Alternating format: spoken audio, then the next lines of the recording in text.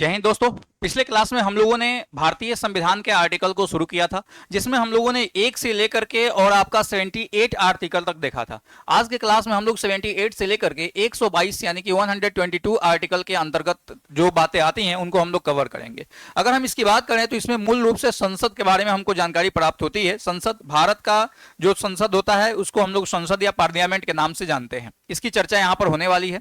सामान्य तौर पर इसमें हम लोगों को क्या क्या पढ़ने को मिलेगा, तो देखिए, संसद की संरचना और उसके कार्य पढ़ने को मिलेंगे, लोकसभा और राज्यसभा की शक्तियां और उसके कार्य पढ़ने को मिलेंगे, संसद के अधिकार और विशेषाधिकार पढ़ने को मिलेंगे, और संसद के सदस्यों की योग्यता और अयोग्यता को यहां पर हम लोग स्टडी करने वाले हैं। चलिए, तो अलग अलग आर्टिकल को हम लोग जो है कवर करते हैं। अगर आपको पसंद आ रहा हो हमारा क्लास तो निश्चित रूप से थोड़ा सा अपने दोस्तों में, यारों में शेयर करें। सभी लोग जो है सो पढ़े। वैसे भी संविधान जो है, यह जरूरी नहीं है कि जो लोग एग्जाम की तैयारी करते हैं उन्हीं को पढ़ने की जरूरत है, सभी लोग पढ़ सकते हैं। भारत के रूल रेगुलेशन आपको तो सबको पता होनी ही चाहिए।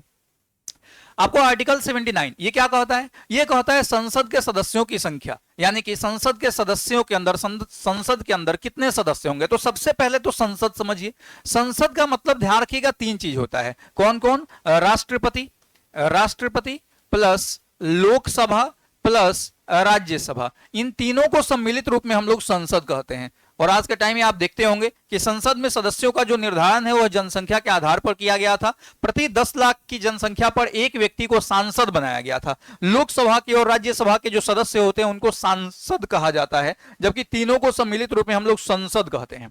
ठीक है, तो अब सवाल ये उठता है कि ये जो सदस्यों की संख्या है ये हम लोगों ने तय कर रखा है। अभी वर्तमान टाइम में लोकसभा में 543 सदस्य हैं और राज्यसभा में कितने सदस्य हैं? तो 245 सदस्य हैं। तो आखिर 543 245 सदस्य ये आए कहां से? इसका निर्धारण करने का अधिकार हमको कौन देता है? आर्टिकल 79 देता है। हालांकि नियम क्या है कि 10 लाख की जनसंख्या पर एक व्यक्ति रहेगा, लेकिन प्रेजेंट की स्थिति अगर देखा जाए तो लगभग आपको 35 लाख की जनसंख्या पर एक व्यक्ति है।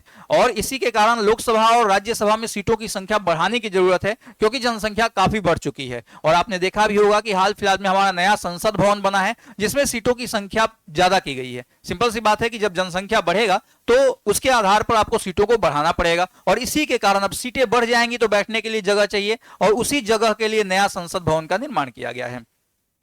आर्टिकल 80 बताता है राज्यसभा के सदस्यों का चुनाव। राज्यसभा के जो सदस्य होंगे उनका चुनाव किस आधार पर किया जाएगा, कैसे उनका चुनाव किया जाएगा, इसके बारे में जानकारी हमको आर्टिकल 80 में मिलता है। आर्टिकल 81 कहता है लोकसभा का गठन। लोकसभा का जो गठन है वह कैसे किया जाएगा, किस आधार पर लोकसभा बनाया जाता है, इसकी चर्चा हमको कहां मिलती है? 81 में मिलती है। ध्यान रखिएगा, यहां पे मैं केवल आर्टिकल का चर्चा कर दे रहा हूं। हम लोगों को अलग से टॉपिक, चूंकि हमारा अभी संविधान चल रहा है, इसके बाद पॉलिटी चलेगा, तो पॉलिटी में अलग से हमको लोकसभा पढ़ना है, तो वहां पे पूरा ब्रीफ में हम लोकसभा के बारे में चर्चा करेंगे। यहां केवल बस इतना जानिए कि आर्टिकल 81 क्या कहता है? तो ये कहता है लोकसभा के गठन। क्लियर? इससे ज्यादा नहीं जानना है। आर्टिकल 82 कहता है लोकसभा के सदस्यों का निर्वाचन। आखिर लोकसभा का गठन जब होगा तो उसमें सदस्य आएंगे, और सदस्यों का निर्वाचन कैसे होगा यह आर्टिकल 82 के अंतर्गत डिसाइड किया गया है। आर्टिकल 83 कहता है संसद के सदस्यों की योग्यता। अब मान लेते हैं कि संसद में सदस्य का निर्धारण करना है, तो उनके लिए कुछ ना कुछ योग्यता तो होगी। जैसे आप एग्जाम की तैयारी कर रहे हैं तो आपके लिए योग्यता निर्धारित किया गया है कि भैया कम से कम ग्रेजुएट होना चाहिए आपको, जो है बीपीएससी दरोगा बनने के लिए ना। इंटर के लिए आप बिहार एसएससी इंटर लेवल के लिए इंटर कम से कम पास होना चाहिए। तो उसी प्रकार से यहां भी योग्यताएं तय की गई है। आर्टिकल 84 कहता है संसद के सदस्यों के लिए योग्यता, यानी संसद के सदस्य, वहां पे केवल लोकसभा था, यहां संसद यानी राष्ट्रपति की भी योग्यता इसमें आ जाएगी, राज्यसभा और लोकसभा की भी योग्यता आ जाएगी। आर्टिकल 85 जो है यह कहता है संसद सत्र, लोकसभा को भंग करने का अधिकार। सामान्य तौर पे संसद के सत्र को यानी कि बैठक को बुलाने का अधिकार राष्ट्रपति के पास होता है, और राज्यसभा को तो भंग नहीं कर सकते क्योंकि राज्यसभा अस्थायी सदन होता है, लेकिन राष्ट्रपति के पास लोकसभा को भंग करने का अधिकार होता है और लोकसभा को वो भंग कर सकते हैं। यही बात आपका आर्टिकल 85 भी बताता है।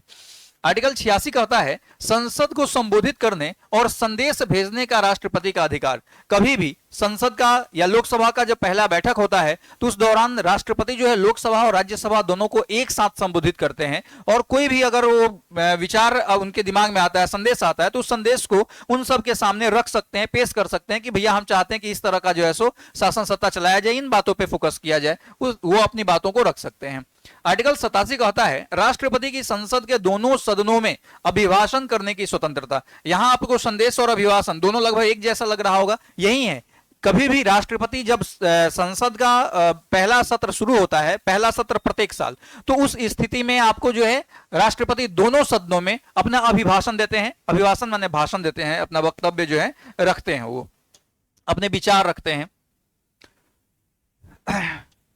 आर्टिकल 88 कहता है कि मंत्रिपरिषद के सलाह पर राष्ट्रपति की कार्यवाही, राष्ट्रपति जो है अपनी मर्जी से नहीं कुछ कर सकते हैं। राष्ट्रपति को कार्यकाल में सलाह देने के लिए, मशवरा देने के लिए एक मंत्रिपरिषद का निर्माण किया गया है। और वहीं आपका 88 बताता है कि मंत्रिपरिषद के सलाह पर ही राष्ट्रपति क्या करेंगे, कोई भी काम करेंगे।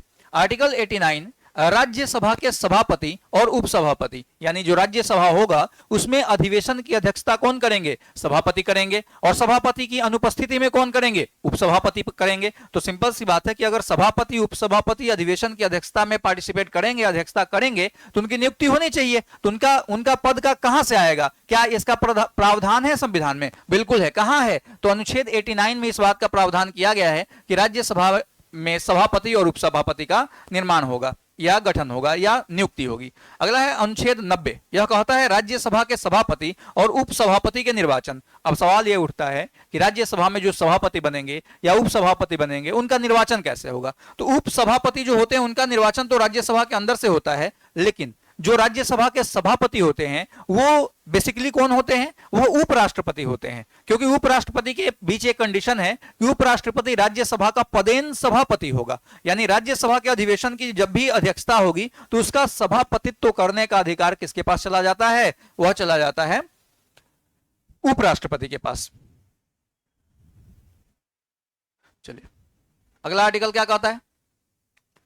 अगला है 91। ये कहता है संसदों की बैठक की विशेषाधिकार, यानी सांसदों का जो बैठक होगा उसका विशेषाधिकार जो है संविधान को दिया गया है। आर्टिकल 92 ये कहता है संसद की शक्तियों का विस्तार। संसद के पास बहुत सारी शक्तियां हैं, शक्तियां बढ़ाई जा सकती हैं, शक्तियां घटाई जा सकती हैं, तो इसके बारे में जानकारी हमको 92 में मिलता है। 93 कहता है लोकसभा की अध्यक्षता। अब भैया लोकसभा अगर होगा तो लोकसभा में अध्यक्ष भी होंगे और अध्यक्ष होंगे तो अध्यक्षता भी होगी, तो लोकसभा की अध्यक्षता किस आधार पर होता है, यह जानकारी हमको आर्टिकल 93 में मिलता है। आर्टिकल 94 कहता है संसद के सदस्यों की योग्य अयोग्यता और मामले में राष्ट्रपति की शक्ति। अगर संसद का कोई सदस्य अयोग्य है तो कैसे अयोग्य है, क्या आधार है, इस बारे में जानकारी 94 में मिलता है। और अगर कोई व्यक्ति अयोग्य है तो राष्ट्रपति के पास क्या पावर है, राष्ट्रपति उसके साथ क्या कर सकता है, ये बातें हमको जानकारी मिलती है आर्टिकल 94 में। आर्टिकल 95 कहता है लोकसभा के अध्यक्ष और उपाध्यक्ष की अयोग्यता। लोकसभा के अध्यक्ष और उपाध्यक्ष, यहां पे लोकसभा के सदस्य की बात हुई है, यहां संसद के सदस्य की, यहां लोकसभा के अध्यक्ष और उपाध्यक्ष की अयोग्यता की बात हुई है। ठीक है, आर्टिकल 95 में। अगला है आर्टिकल 96। क्या कहता है संसद के सदस्यों के वेतन और भत्ते। संसद का जो सदस्य है उसका वेतन और भत्ता क्या होगा, इसके बारे में जानकारी आर्टिकल 96 देता है। आर्टिकल 97 कहता है संसद का सचिवालय। संसद जो होगा उसका एक सचिवालय होगा। सिंपल सी बात है कि संसद के सदस्यों को बहुत सारे कार्य करने पड़ते हैं, कहां पे काम करेंगे, अपने सचिवालय में बैठ करके काम करेंगे।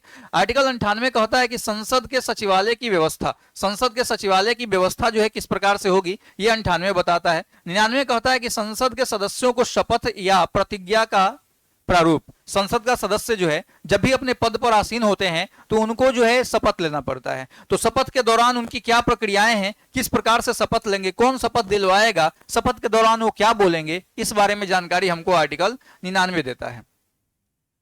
आर्टिकल 100 क्या कहता है? आर्टिकल 100 कहता है संसद की कार्यवाही में मतभेद। अगर आर्टिकल 100 के अंतर्गत कहा गया है कि मान लीजिए कि लोकसभा है और लोकसभा ने कोई बिल पास किया, लेकिन लोकसभा के अंदर कुछ लोग कह रहे हैं कि पास हो, कुछ लोग कह रहे हैं पास नहीं हो, यानी कि 50-50% की स्थिति जब आ जाए, मतभेद हो जाए कि न पास ही हो पा रहा है न क्लोज हो पा रहा है, तो उस स्थिति में जो अध्यक्ष है उनको मत करने का अधिकार होगा। यानी अध्यक्ष अगर 50-50% लोग हो गए हैं तो अध्यक्ष जिधर वोट करेंगे वहां 51% हो जाएगा, तो उस स्थिति में वो बातें मान ली जाएंगी। इसी के बारे में जानकारी देता है संसद की कार्यवाही में मतभेद। यानी सीधा समझिए कि अध्यक्ष को वोट करने का अधिकार जो है वह आर्टिकल 100 के अंतर्गत ही आता है। आर्टिकल 101 क्या कहता है शपथ या प्रतिज्ञा लेने के बारे में। शपथ या प्रतिज्ञा, कोई भी व्यक्ति जब पद पे आसीन होगा तो शपथ ग्रहण करेगा, उसके बारे में जानकारी मिलती है। आर्टिकल 102 कहता है संसद के सदस्यों की अयोग्यता के मामले में संसद द्वारा निर्णय लेने की नियमों और प्रक्रियाओं के बारे में, यानी संसद का कोई सदस्य अयोग्य है योग्य है उसके बारे में निर्णय लेने का जो अधिकार होगा, निर्णय लेने की जो प्रक्रिया होगी, उसके बारे में जानकारी हमको कहां से मिलता है? आर्टिकल 102 से मिलता है। अगला है आर्टिकल 103, संसद के सदस्यों की अयोग्यता के मामले में निर्णय। यहां भी वही बात है। आर्टिकल 104, इसमें संसद में भाग लेने या मतदान करने वाले अयोग्य या अयोग्य व्यक्तियों के दंड का प्रावधान, यानी अगर मतदान कर रहे हैं या मतदान में भाग ले रहे हैं, जैसे कोई व्यक्ति खड़ा हुआ है, कुछ लोग चुनाव कर रहे हैं, तो यहां पे दोनों की बात हुई है, दोनों अगर अयोग्य हैं, जैसे वोट करने वाला भी अयोग्य है, खड़ा हुआ है, उसके पास भी खड़ा होने की वो सारी योग्यता नहीं है, तो उस स्थिति में आपको जो है उसको दंड कैसे दिया जाएगा, इसका प्रावधान आर्टिकल 104 में किया गया है। हालांकि सारे आर्टिकल की जरूरत नहीं होती है, आगे मैं कम कर दूंगा, ठीक है, जो इंपॉर्टेंट होंगे उन्हीं आर्टिकल की चर्चा होगी। अगला है आर्टिकल 105, संसद के सदस्यों का विशेषाधिकार। संसद के जो सदस्य होते हैं उनको कुछ विशेष अधिकार दिए गए हैं, उसके बारे में जानकारी देता है। आर्टिकल 106, संसद के सदस्यों के वेतन एवं भत्ते के बारे में, यानी किस व्यक्ति को, किस पद पर रहने वाले व्यक्ति को कितना वेतन मिलता है, पेंशन मिलता है, इसके बारे में जानकारी 106 देता है। 107, विधेयकों का परिचय या पारित होना, कोई भी विधेयक जो है वह पारित किया जाता है, उसके बारे में जानकारी 107 देता है। 108, संसद की संयुक्त बैठक बुलाने का अधिकार, राष्ट्रपति जो हैं उनके पास संयुक्त बैठक बुलाने का अधिकार होता है। सामान्य तौर पर राष्ट्रपति जो हैं प्रत्येक वर्ष के पहले सत्र के दौरान संयुक्त बैठक बुलाते हैं। इसके अलावा लोकसभा की जब पहली लोकसभा आती है तो उस लोकसभा का जो पहला बैठक होता है तो भी संयुक्त होता है। इसके अलावा अगर मतभेद हो जाए, मान लीजिए कि लोकसभा ने कोई बिल पास किया और राज्यसभा उसको नहीं पास कर रही है, राज्यसभा ने पास किया और लोकसभा नहीं पास कर रही है, और इस बात को 6 महीने से ज्यादा हो गए हैं, तो उस स्थिति में राष्ट्रपति जो है दोनों को एक साथ यानी कि संयुक्त बैठक बुला सकते हैं। यह अधिकार राष्ट्रपति के पास है आर्टिकल 108 के तहत। ठीक है। आर्टिकल 109 कहता है विधेयकों का पारित होना और संयुक्त बैठक। संयुक्त बैठक 8 में चला गया है और विधेयकों का पारित होना 109 में आ जाता है। 110 कहता है वित्त विधेयक। वित्त विधेयक क्या है समझिए। वित्त विधेयक या इसी को हम लोग कहते हैं क्या, धन विधेयक। केंद्र सरकार के पास धन विधेयक जारी करने का अधिकार है। धन विधेयक कैसे जारी करने का अधिकार है, जैसे मान लिए कि केंद्र सरकार ने घोषणा किया कि भैया हमको जो है रेलवे ट्रैक बिछाना है। ठीक है, कहां से, तो मान लेते हैं कि मुजफ्फरपुर से हमको जो है गोरखपुर के बीच में डबल रेलवे ट्रैक करना है। तो डबल रेलवे ट्रैक करना है, उसने घोषणा किया कि हमको जो है 10,000 करोड़ या 1,000 करोड़ रुपए का लागत आएगा इस पर। कितना का, 1,000 करोड़ रुपए का लागत इस पर हमको आएगा। ठीक है, उसने घोषणा किया। ये होता है बजट, यानी वार्षिक वित्तीय विवरण के दौरान ये बात वो बोलेंगे। तो अब 1,000 करोड़ रुपया क्या उनको दे दिया जाएगा, नहीं दिया जाएगा। इसमें समय समय पर विधेयक पास होगा और मान लेते हैं कि 200 करोड़ रुपया जो है सो इनका पास किया गया कि भैया 200 करोड़ रुपया पास किया गया, जाइए इस पे काम कीजिए, जब खत्म हो जाएगा फिर आइएगा फिर और पैसा देंगे। ठीक है, तो इसी पैसे को, ये अब पैसा हो गया, ये पैसा नहीं हुआ। जब सरकार जो है आप देखिएगा हर साल 1 फरवरी को भारत सरकार जो है अपना वार्षिक वित्तीय विवरण यानी बजट प्रस्तुत करती है। तो बजट में उसने कहा कि हमको 1,000 करोड़ चाहिए, लेकिन बिल पास हुआ, जब बिल देने की बात हुई, पैसे पास हुए, तो पैसे 200 करोड़ का ही पास हुए। तो ये 200 करोड़ धन विधेयक हो गया और 1,000 करोड़ आपका बजट हो गया। ठीक है, जैसे आप आए, आपको क्लास करना है, आपने क्लास का इंक्वायरी लिया, आपको पता चला कि 8,000 रुपया फीस है, तो आप जो है अपने गार्जियन को जाकर के बोले कि पापा जी 8,000 रुपया फीस बा। तो पापा जी 8,000 दे दिए, नहीं दिए, बोले कि धार 2,000 बाबू एडमिशन लेना, बोलना कि अगले महीना और जमा करेंगे। बात समझ में आया। तो आपने जो 8,000 बताया था वही बजट था आपका, और आपको जो 2,000 रुपया मिला है ये आपका धन विधेयक है। क्लियर हो गया होगा अब। तो याद रखना है आपको कि आर्टिकल 110 के तहत वित्त विधेयक या धन विधेयक की बात कही गई है। धन विधेयक का एक कंडीशन होता है कि धन विधेयक लोकसभा में आता है और लोकसभा में ही पास हो जाता है, राज्यसभा के पास भेजा जाता है। लेकिन राज्यसभा अगर 14 दिन के भीतर उसको पास करती है तो ठीक है, नहीं पास करती है तो 14 दिन के बाद अपने आप वह पास माना जाएगा। आर्टिकल 111 कहता है विधेयकों का राष्ट्रपति द्वारा अनुमोदन। कोई भी विधेयक जो है वो राष्ट्रपति द्वारा अनुमोदित किया जा सकता है। आर्टिकल 112 वार्षिक वित्तीय विवरण, अभी जो हमने समझाया था वही है। ध्यान रखिएगा, भारतीय संविधान में कहीं भी बजट शब्द का इस्तेमाल नहीं है। बजट की जगह पर वार्षिक वित्तीय विवरण जो है इन शब्दों का इस्तेमाल किया गया है।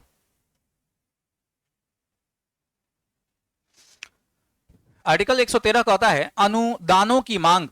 मान लीजिए कि भारत सरकार को जरूरत है पैसे की जरूरत है। जैसे कोरोना के टाइम में आपने देखा था कि बहुत सारे जो है लोगों ने दान किया था, लेकिन ये वाला वो दान नहीं है। अनुदानों की मांग यहाँ पर कहाँ से है, तो यहाँ पे आपको अनुदानों की मांग, जैसे राज्य सरकार ने भारत सरकार से अनुदान मांगा कि सर हमारे यहाँ इस बार बारिश नहीं हुई है, अल्प वृष्टि हो गया है या अतिवृष्टि हो गई है, तो हमको कुछ राहत कार्य चाहिए। तो राहत के लिए जो पैसा होता है, राहत के लिए जो मांग होती है, उसी को अनुदान कहा जाता है। आर्टिकल 114, वित्त विधेयक पर राष्ट्रपति की शक्ति। राष्ट्रपति के पास वित्त विधेयक के केस में शक्ति है, यानी धन विधेयक। राष्ट्रपति के पूर्व अनुमति के पश्चात ही धन विधेयक पास होते हैं, इस बात को ध्यान रखिएगा। अगर लोकसभा ने बिना राष्ट्रपति की अनुमति के धन विधेयक को पास कर दिया है तो वह पास नहीं माना जाएगा तब तक जब तक राष्ट्रपति उस पर अनुमति न दे दे।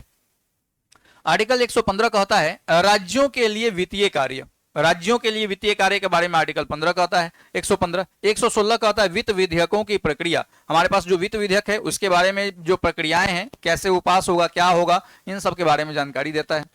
आर्टिकल 117 कहता है कि धन विधेयक राष्ट्रपति की सिफारिश से केवल लोकसभा में ही प्रस्तुत किया जा सकता है, अभी जो पीछे हमने चर्चा किया था। आर्टिकल 118 कहता है संसद की प्रत्येक सभा अपनी प्रक्रिया तथा कार्य संचालन के विनिमय के लिए नियम बना सकती है। लोकसभा भी अपने लिए नियम बना सकती है, राज्यसभा भी अपने लिए नियम बना सकती है। आर्टिकल 119 कहता है संसद में प्रयोग किए जाने वाली भाषा, यानी संसद में किस भाषा का प्रयोग किया जाएगा। सामान्य तौर पर हिंदी और इंग्लिश भाषा का प्रयोग किया जाता है, लेकिन अगर कोई ऐसा सांसद है जिसको हिंदी और इंग्लिश दोनों में से कोई भाषा नहीं आती है तो वह क्षेत्रीय भाषा का प्रयोग भी संसद भवन में कर सकता है। क्षेत्रीय भाषा जिसको मातृ लैंग्वेज कहते हैं हम लोग, यानी मदर टंग कहते हैं हम लोग, यानी अपने क्षेत्र में जो बोली जाती है भाषा। जैसे आप लोग जहां से होंगे वहां का एक स्थानीय लैंग्वेज होगा, उस लैंग्वेज में भी वह क्या कर सकता है, अपनी बातों को प्रस्तुत कर सकता है, रख सकता है। इसके बारे में जानकारी हमको आर्टिकल 119 देता है, लेकिन सामान्य तौर पर हिंदी या इंग्लिश में बोलना होता है। अगला आर्टिकल 120 कहता है राज्यों और केंद्र के बीच विवादों का निपटारा। राज्यों और केंद्र के बीच, राज्यों और राज्यों यानी कि दो राज्यों के बीच, सही था ये, दो राज्यों के बीच या राज्य और केंद्रों के बीच अगर किसी बात को लेकर के विवाद हो जाता है तो उसका निपटान करने के लिए आर्टिकल 120 में वर्णन है। 121 कहता है देशद्रोह की परिभाषा और दंड का प्रावधान। देशद्रोही किसको कहेंगे, कि कौन सा व्यक्ति देशद्रोही होगा, इस बारे में जानकारी हमको मिलती है आर्टिकल 121 में। और अगर कोई देशद्रोही है तो उसके लिए क्या प्रावधान है, इसकी जानकारी भी हमको 121 में मिलती है। सामान्य तौर पर अगर कोई व्यक्ति देशद्रोही है तो उसको जो है कड़ी से कड़ी सजा दी जाती है, या हो सकता है कि उसको देश निकाला भी दे दिया जाए। ठीक है। अगला है आर्टिकल 122, संसद की कार्यवाही और शक्तियों को नियंत्रित करने वाली नियमों और प्रक्रियाओं को निर्धारित करता है। यानी संसद का जो कार्य प्रणाली होगा, जो कार्य होगा, कार्यक्रम होगा, उसको नियंत्रित करने की व्यवस्था जो है, उसको व्यवस्थित करने की व्यवस्था जो है, वह हमको कहां पे मिलता है, तो वह हमको मिलता है बाबू कहां पे, आर्टिकल 122 में। ठीक है। चलिए इसी के आगे वाले आर्टिकल को हम लोग जो है सो अगले क्लास में देखेंगे। तब तक स्वस्थ रहें, मस्त रहें, पढ़ाई में व्यस्त रहें। अगर पसंद आ रहा है तो बाकी आपको पता ही है, जो करना है सो कीजिए।